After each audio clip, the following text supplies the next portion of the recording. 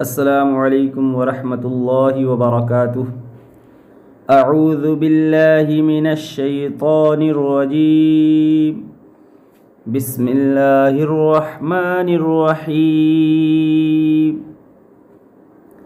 لا جناح عليكم إن طلقتم النساء ما لم تمسوهن أو تفرضوا لهن فريضة.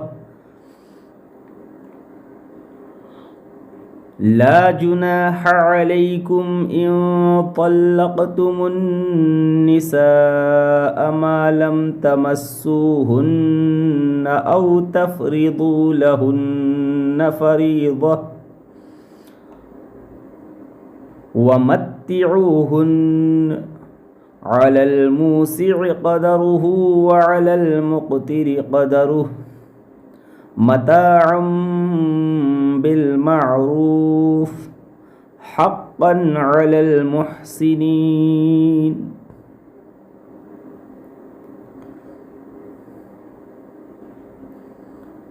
وإن طلقتموهن من قبل أن تمسوهن وقد فرضتم لهن فريضة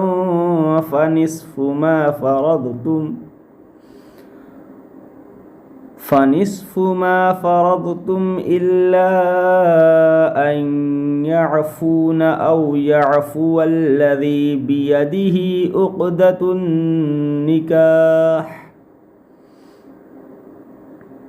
وأن تعفوا أقرب للتقوى ولا تنسوا الفضل بينكم إن الله بما تعملون بصير. حافظوا على الصلوات والصلاة الوسطى وقوموا لله قانتين. فإن خفتم فرجالا أو ركبانا فإذا أمنتم فاذكروا الله كما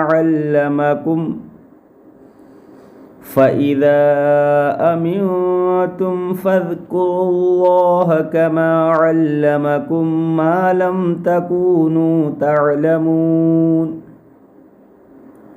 والذين يتوفون منكم ويذرون أزواجا وصية لأزواجهم متاعا إلى الحول غير إخراج فإن خرجن فلا جناح عليكم فيما فعلن في أنفسهن من معروف والله عزيز حكيم. وللمطلقات متاع بالمعروف حقا على المتقين. كذلك يبين الله لكم آياته لعلكم تعقلون.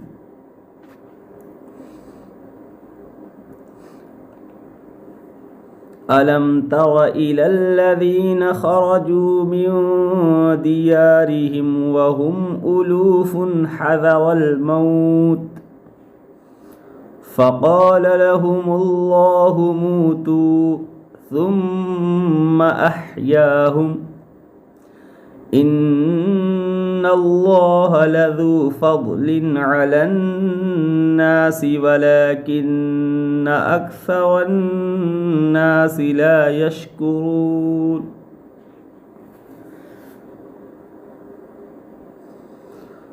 وقاتلوا في سبيل الله واعلموا أن الله سميع عليم.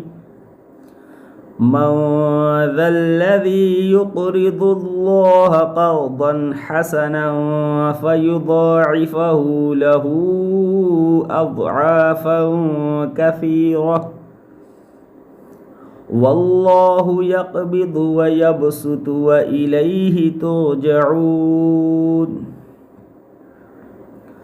ألم تر إلى الملأ من بني إسرائيل من بعد موسى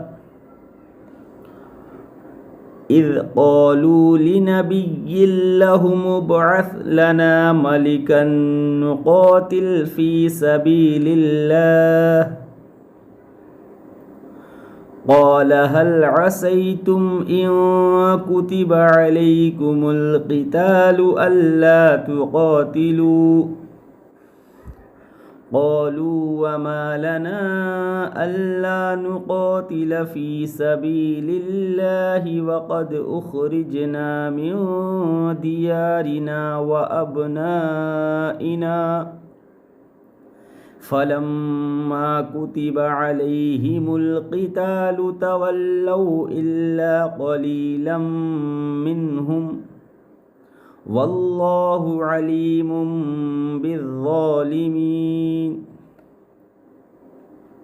وقال لهم نبيهم إن الله قد بعث لكم طالوت ملكا قالوا أنى يكون له الملك علينا ونحن أحق بالملك منه ولم يؤت سعة من المال قال إن الله اصطفاه عليكم وزاده بسطة في العلم والجسم والله يؤتي ملكه من يشاء والله واسع عليم صدق الله العظيم.